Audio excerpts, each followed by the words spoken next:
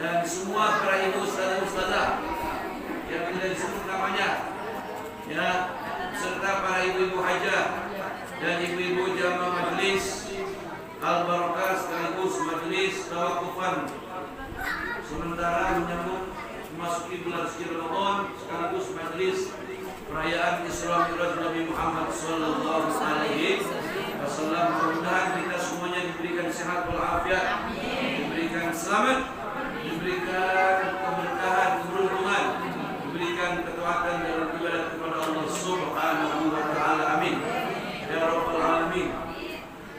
Pertama, saya ingin mengucapkan terima kasih kepada Ibu Ustazah Munah yang telah mengundang jamaah dari Musola Abu Bakar, Musola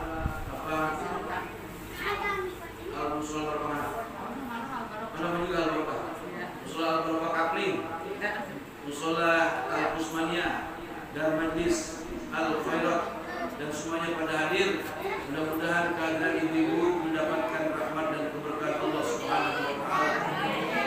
Sekaligus sebagai pimpinan dan guru yang mengajar di Majlis Al-Barakah, untuk banyak keliruan dan kesilapan hari ini mohon dimaafkan dengan maaf yang seluas-luasnya. Ya, maafin ya. Dan pula ibu-ibu semua saya maafkan.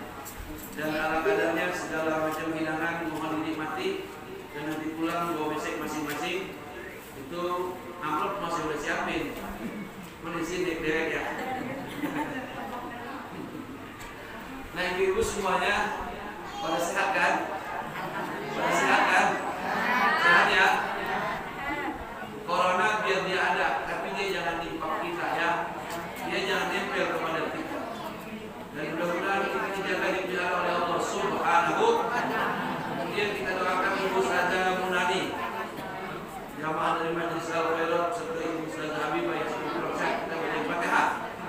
Dan semuanya pada sakit-sakit lah, siapa saja tanpa disebut namanya, supaya diangkat penyakitnya, disehatkan, dipanjangin umur, dan dihindarkan daripada penyakit corona atau penyakit-penyakit lain, serta diselamatkan di dunia Allah Subhanahu wa taala.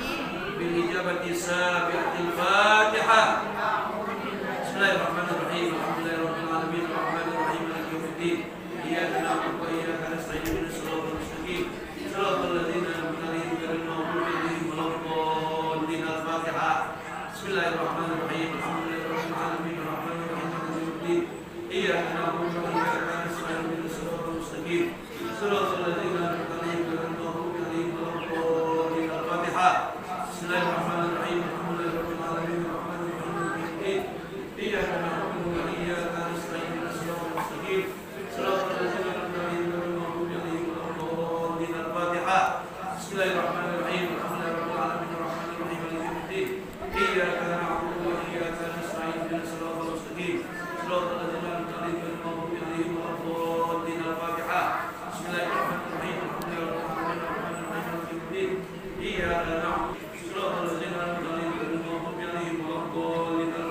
Alhamdulillahirabbil alamin arrahmanir rahim maliki yaumiddin.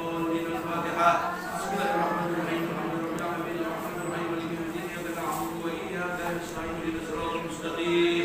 siratal ladzina an'amta 'alaihim ghairil maghdubi 'alaihim waladdallin.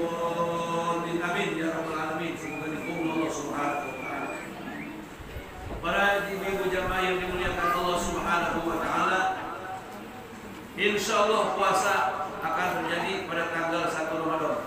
Ya. Kemudian kita persiapkan dari sekarang. Man fariha bi dukhuli Ramadan, haramallahu jasadahu 'alan niran.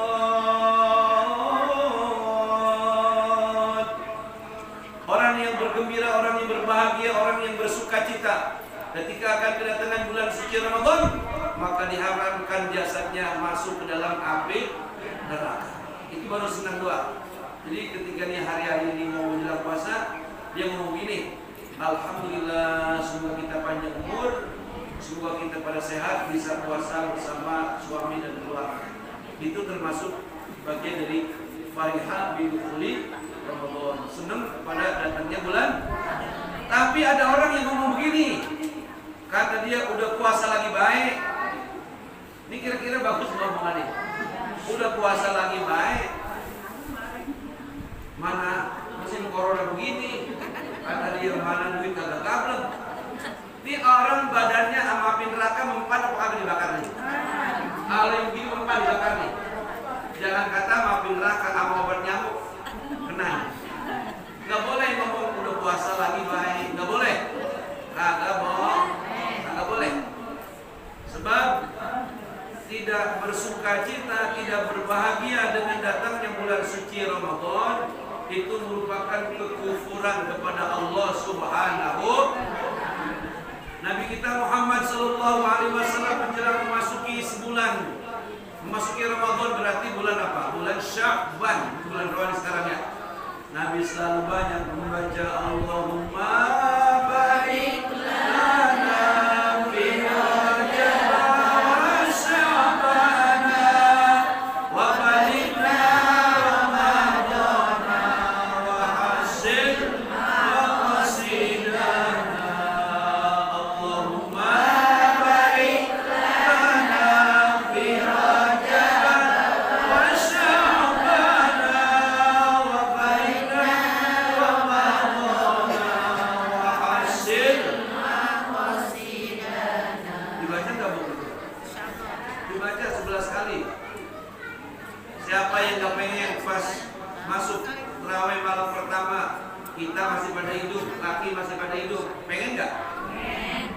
Emak, mertua masih pada hidup, semua keluarga masih pada hidup, pengen nggak? Bukan hidup doang, pada sehat, pengen nggak? Bukan hidup sama sehat doang, rezekinya pada banyak, pengen nggak?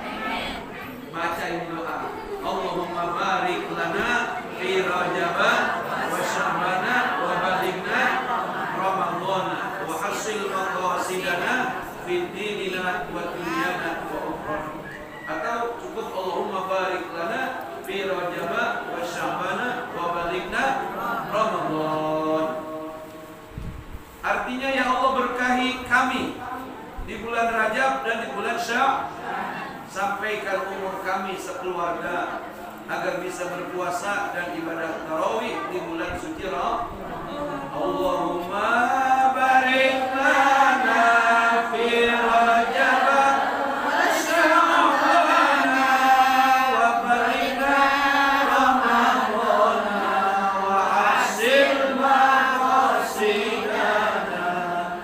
Kemudian sesudah kita banyak-banyak membaca doa mohon berkah di bulan Rajab dan bulan Sya'ban, doa minta panjang umur supaya bisa berpuasa di bulan suci Ramadan. Amalan apa lagi yang mesti diperbanyak? Perbanyak membaca istighfar. Kata Allah, istaghfiru rabbakum innahu kana ghaffara. Mintapunlah kalian kepada Tuhanmu dan Tuhanmu Allah akan memberikan ampunan atas dosa-dosa kalian. Alhamdulillahirabbil Innallaha yuhibbut tawwabin wa yuhibbul mutatahhirin.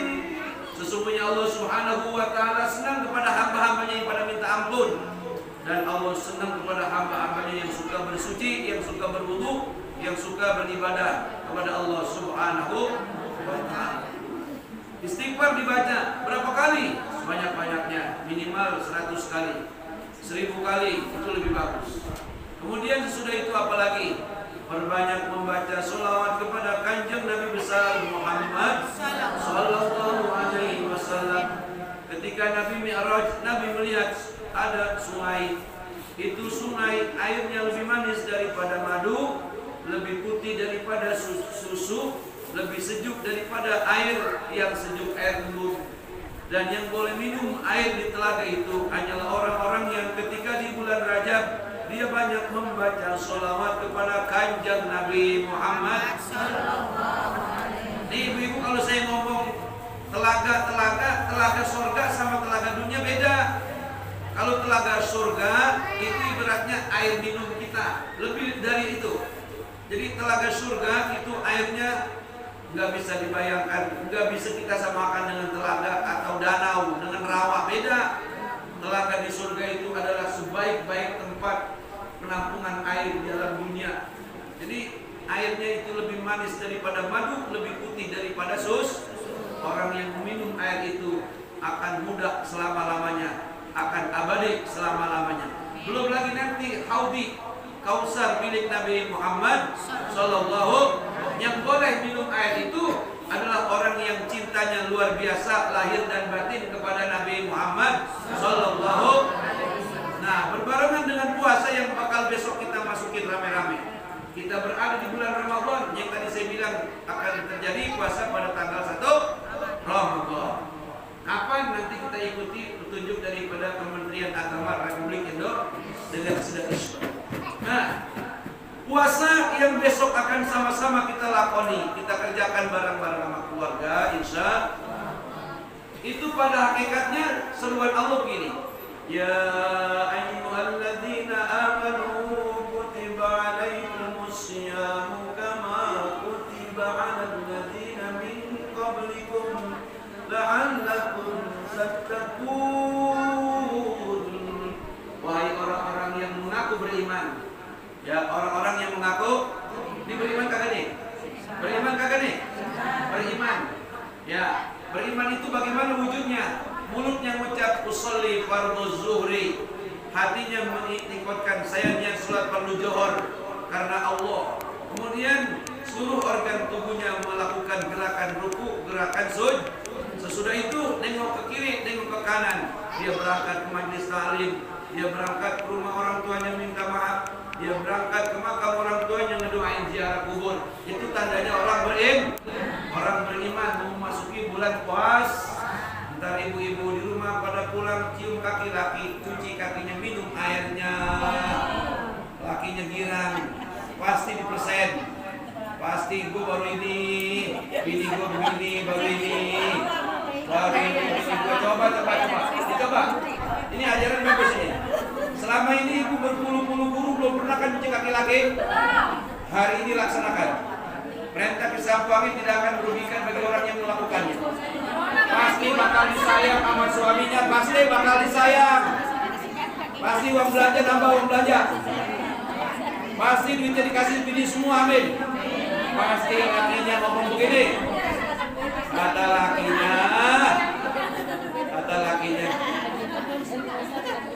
Nih, kata lakinya nih. Misalnya dia manggilnya apa ya? Misalnya dia manggilnya mama. Mama, baru kali ini kaki papa ada yang kunci dan mama yang kunci. Ini mama ada maunya kaki. Ini mama melakukan ini karena apa? Jawab. Mama melakukan ini semua karena mama merasa banyak dosa sama papa. Mama merasa banyak bersalah kepada papa. Sebab kata Nabi tidak akan diterima ibadahnya seorang perempuan sebelum dapat ridho dan restu dari seorang suami. Nggak bakal masuk surga ente semua nih kalau suami tidak memberikan ridho. Ada yang bertanya, Pak Ustaz, bagaimana kalau suami saya sholatnya setahun sekali? Apakah wajib saya hormati? Tetap kalau dia masih Islam wajib kita kecuali suami ibu udah berubah wujud jadi babi ngepet. Suami ibu udah berubah wujud jadi ular, jadi monyet, umpamanya jadi babi, itu tidak wajib dihormati. Selama suami ibu wujudnya manusia, walaupun sholatnya setahun sekali, cuma Idul Fitri doang umpama, tetap hendak kakinya pulang dicuci. Cuci kakinya habis cuci bobo ke tempat tidur. Kakinya dicuci, pasti ibu suaminya pasti bakal nangis gak? Nangis gak? Pasti nangis. Sesudah itu ibu cuci kaki orang tua, cuci kaki orang tua yang masih pada punya. Lalu kalau laki cuci kaki bini enggak? Kalau laki cukup minta maaf sama bini. Mama maafin mama maafin abang, banyak dosa sama abang. Banyak dosa sama mama, banyak kesalahan yang mama berbuat. Yang abang berbuat, abang hari ini minta ridho, minta maaf. Laki bini pada minta maaf, kita sama orang tua pada minta maaf. Terus jamaah sama pada minta maaf. Anak suruh pada cuci kaki anak. Bu, anak suruh pada cuci kaki. Hai anak-anak pada kemarin nih, cuci kaki gua. Nah ibu tuh buru kandang bebek ke kandang ayam. Besar-besarin tuh. Aku mah banyak kayak ayamnya. Ini makin mantap. Ini makin berkah. Ini obat anti corona. Ridho orang tua itu bisa mencegah terkena wabah corona. Cobain. Sebab Allah yang bicara nih. Siapa orang yang pengen hidupnya mulia dunia akhirat, dia mau jadi apa kek? Ya maksudnya jadi yang bagus-bagus lagi. Dia mau kerja apa kek? Dia mau usaha apa saja kek? Kalau dia dapat ridho dan restu dari Allah dan kedua orang tua, maka niscaya badannya akan dijaga, disehatkan seumur hidupnya oleh Allah Subhanahu. Anishkurli wa liwalidayka ilayyal masir.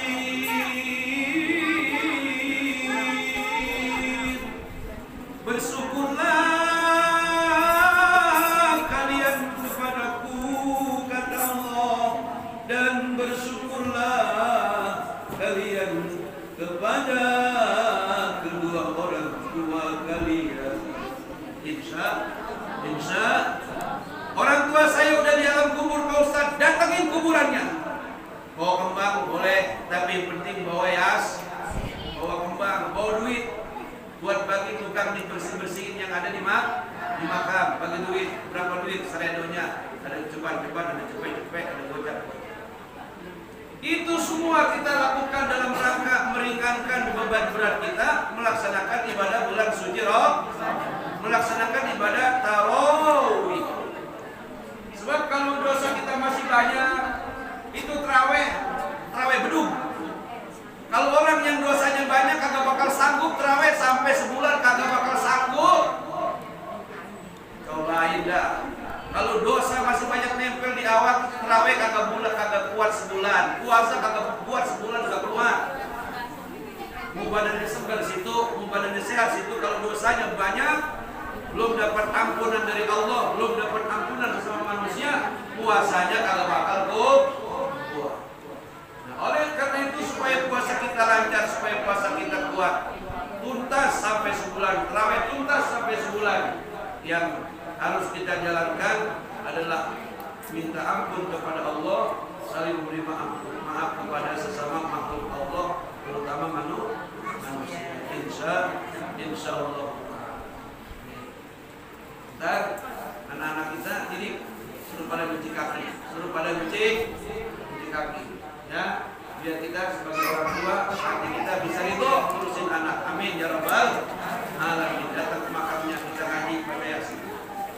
Kemudian semua itu atas perintah kuasa Allah mengingatkan kepada kita, menginginkan kepada kita, kutiba alaikumus siyam kama kutiba alal ladzina min qablikum la'allakum tattaqun.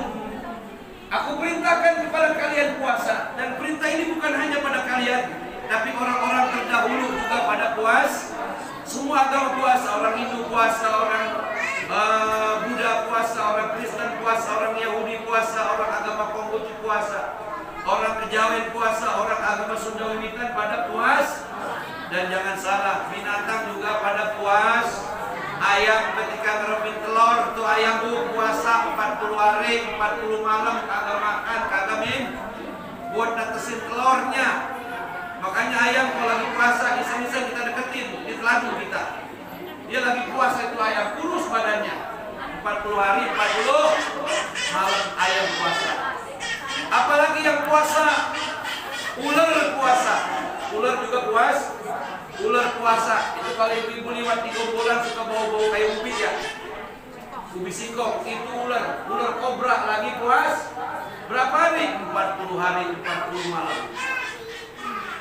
Puasa itu ular sambil ganti cuman ular beda 10 kali ganti ular, 10 kali ganti kulit tetap aja 10 ganti kulit tetap aja jadi Ini buat kita bagus nggak? Buat manusia bagus nggak? Berpuluh-puluh kali puasa Ramadan, berpuluh-puluh kali tarawih, tetap aja sama laki lawan terus. Itu ular. Berpuluh-puluh kali puasa, berpuluh-puluh kali tarawih, tetap aja hobi banget ribut sama tetangga. Itu ular itu. Aduh, ada ular di sini. Ada ular di sini. Ini mau orang semua, ahli surga semua. Masa ular nanti. Berpuluh-puluh kali puasa, berpuluh-puluh kali tarawih, tetap aja, ya kan? Sama mertua nggak marah, kagak baik-baik, tetap itu ular. Ada lagi nih Bu, Ibu tahu ular bulu? Tahu nggak ular bulu? Tahu ular bulu? Ular bulu, siapa yang senang sama ular bulu? Ada yang demen nggak ular bulu? Siapa juga kagak demen sama ular bulu? Kagak demen. Ular bulu kalau masuk rumah kita usir, takut bulunya nempel ke badan kan? Punan direwek-rewek ular bulu, kita geli, kita bakar tuh punannya ya. Ular bulu nangis dia. Ya Allah, sebegini hinanya saya. Manusia takut pegang saya. Saya maksudnya bukan ingin mengganggu, cuma pengen liwat doang, saya dimatiin sama manusia. Kata ular bulu munajat doa kepada Allah Subhanahu wa taala. Ya Allah, saya tidak ingin selama-lamanya dihina, dicaci maki, direndahkan oleh manusia. Saya pengen dimuliakan oleh manusia. Kata Allah, wahai ular bulu, kau berpuasalah 40 hari 40 malam. Kau rubah dirimu, kau lilit dirimu dengan wujud namanya kepong, apa namanya? Pompong. Itu kalau lu lihat punan ada kayak yang gantung itu jangan dibuang. Itu ular bulu lagi puas, lagi zikir sama Allah, pengen berubah wujud supaya dicintai oleh manusia. Paham? Ular bulu puasa lantaran dia banyak dihina sama orang, dia puasa. Dihina orang, disakitin sama laki, dilawan sama mantu, dihinain sama tetangga. Meminjam duit bukan dipinjemin, kalau dikata-katain. Lu minjemin ke gua pakai gigi gantinya. Nah, ini dia dihina, tuh ular bulu kakinya sedih. Dia berdoa kepada Allah. Kata Allah, kamu puasa, kau bergelantung di dahan pohon. Berapa lama ya Allah? 40 hari, 40 malam. Dilakukan perintah Allah. Ular bulu puasa, pengen hidup mulia. Selesai 40 hari puasa itu ular bulu, lalu tumbuhlah daripada badannya bulunya yang gatal hilang, lalu berubah menjadi sayap, namanya kupu. Sama kupu-kupu sampai kali teman. Apalagi warnanya kuning, hijau, merah, abu-abu, warna-warni, betul nggak? Itu kupu-kupu lantaran orang udah demen kalau dia nemplok dalam rumah kita, wah mau ada tamu, jangan diusir, biarin itu nemplok. Kupu-kupunya kalau ngomong, wah ini mah tamunya orang dekat. Nginep kayaknya ini mah. Itulah kupu-kupu. Dia mohon kepada Allah Subhanahu wa taala.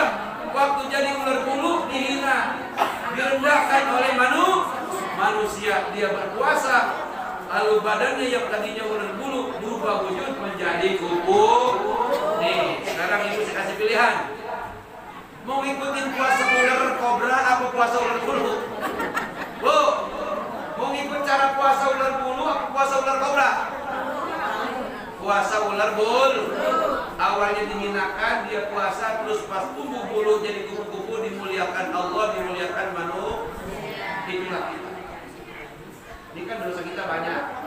Itu dosa, ibaratnya dosa yang banyak itu orang sama kita bawaannya pada demen aja.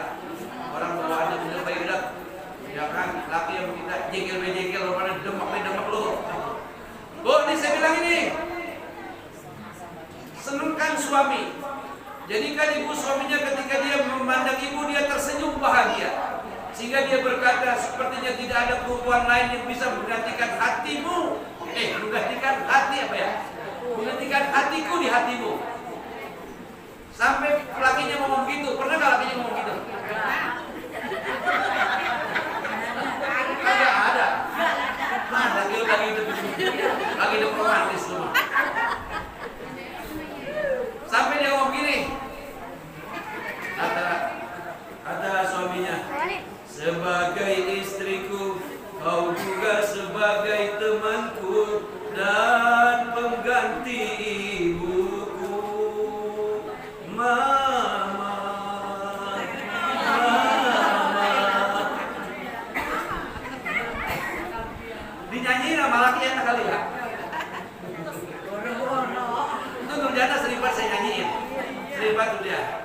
Cuman kalau saya nyanyiin malah sumur berak.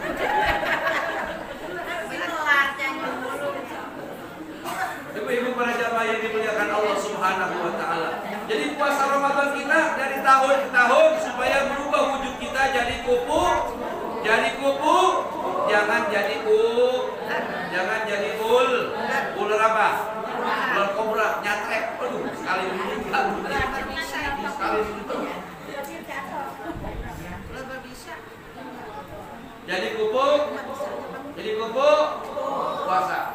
Jadi kalau pengen jadi kupu-kupu itu tadi itu.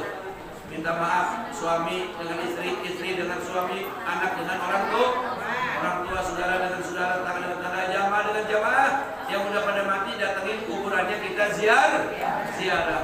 Puasa pada akibatnya, pada hakikatnya, pada akhirnya adalah Allah menginginkan supaya kita memiliki jiwa-jiwa takwa. Takwa itu tawadu, apa namanya? Tawadu, rendah hati, kaya kagak sombong, kaya kagak pelit, kaya kagak milih-milih berteman. Itu namanya kagak sombong. Sebab dia tahu kekayaan titipan Allah sih. Kita juga kalau Allah ambil biar banyak habis, betul kagak? Betul kagak? Punya ilmu, murid diajarin dengan segala kesabaran, muridnya ada, muka kagak, ajarin terus. Kan yang penting penutupan. Penutupan udah siap ini. Ya, penutupan biasanya ustazah pada panen. Alhamdulillah. Wajar setahun sekali nyenengin guru, insya Allah. Punya ilmu, punya harta, terendah hati, tidak sombong dan tidak membanggakan diri. Itu namanya tawadu, rendah hati. Yang kedua, puasa dengan tarawih yang dikerjakan. Dengan melalui cara puasa ular bulu, maka menghasilkan jiwa yang qanaah. Apa itu? Duit banyak, alhamdulillah. Duit kurang, alhamdulillah. Badan sehat, alhamdulillah. Sakit-sakit dikit, alhamdulillah. Maksudnya, duitnya banyak. Ketika duit banyak, dia tetap hamba Allah. Ketika duitnya kurang, tetap hamba.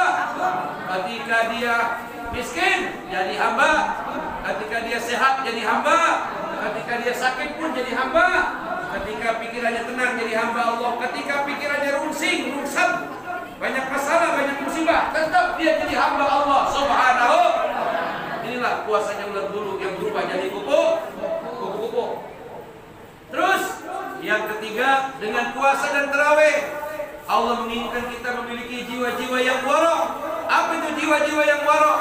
Jiwa-jiwa yang memiliki akhlak yang mulia, tutur katanya baik, amin. Janjinya tepat, tidak ngaret, ya kan? Selalu berkata baik, ngomonginnya baik. Kalau ngomongin teman, ngomongin kebaikannya, bukan ngomongin kejelekannya, boleh nggak begitu? Boleh. Kalau ngomongin teman kebaikannya, kelempengan temannya liwat kepergok, kata malu. Coba lagi ngomongin kejelekan teman, jeliwat, kepergok, ayo lu bilang apa? Lu lagi ngomongin itu enggak, berarti tadi lu, ayo, tunggu kagak tahu, malu nggak?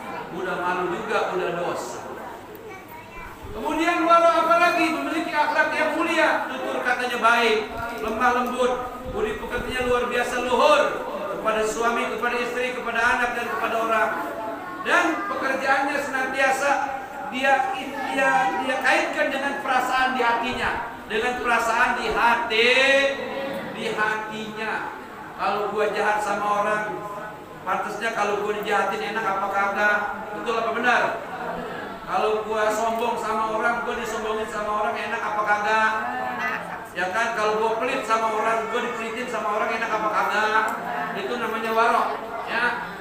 Terus kalau gua baik mah, ntar orang baik lagi sama gua.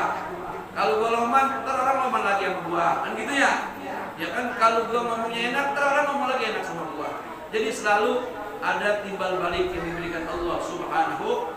Kemudian yang terakhir, yang keempat, hasil daripada puasa, hasil daripada tarawih, hasil ngaji setahun kemarin memasuki Ramadan, Allah supaya menjadikan kita punya iman yang kuat, amin. Punya iman yang hebat, punya iman yang melebihi banyak kekuatannya. Corona boleh ada, tapi jangan takut berlebihan sama corona. Yang takut berlebihan sama corona bisa kena. Saya yakin itu. Ketakutan berlebihan sama corona. Corona nempel di mukanya, masuk ke lubang hidung, masuk ke mulut, menyempitkan paru-paru, susah nafas, akhirnya isdet, meninggal Jadi corona itu makhluk Allah, kita makhluk. Hujan makhluk Allah bukan? Hah? Jadi maksud saya begini, jangan berlebihan takut sama penyakit. Penyakit kalau dihitungin mati mah banyak banget tuh. Diabetes dihitungin setiap hari sampai ribuan yang mati, betul apa benar? Ini misalnya orang kena diabetes dihitungin tiap hari, banyak gak? Orang yang penyakit ampek dihitungin tiap hari, banyak gak? Apalagi orang kena penyakit kolesterol darah tinggi dihitung mati, dihitung tiap hari, banyak gak? Lah corona bagaimana banyak? Tiap hari dihitungin dari seluruh Indonesia. Mikir hati kita. Udah makanya biasa aja, tetap jaga